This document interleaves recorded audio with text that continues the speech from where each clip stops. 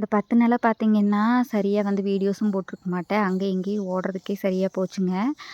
So hair எல்லாம் பார்த்தீங்கன்னா, ரொம்ப வீணா போயிருச்சு. அதுக்கப்புறம் ஸ்ட்ரெய்ட்டனிங் கோம்ப் வச்சுட்டு, ஹேர் கட் பண்ணதெல்லாம் நல்லா செட் பண்ணி விட்டுட்டு, கடைக்கு கிளம்பிட்டேனுங்க. கடைக்குமே போய் ஒரு 10 நாள் ஆயிப்போச்சுங்க. இன்னைக்கு போயிட்டு கடையெல்லாம் வந்து கூட்டி, சுத்தம் பண்ணி, ஒட்டறை அடிச்சு எல்லாம் பண்ணிட்டேனுங்க. ஏன் இந்த 10 நாளா வீடியோஸ் வரல அப்படின்னா, தம்பிக்கு வந்து ஒரு விசேஷம் வச்சிருக்கிறோமுங்க.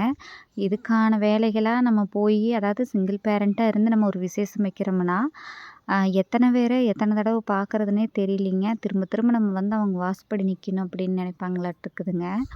அ சரி நீங்க பார்க்க தானே போறீங்க, எப்படி நம்ம விசேஷம் பண்ணுறோம்னு. ஏன்னா அவனுக்கு 14 ஆயிருச்சு.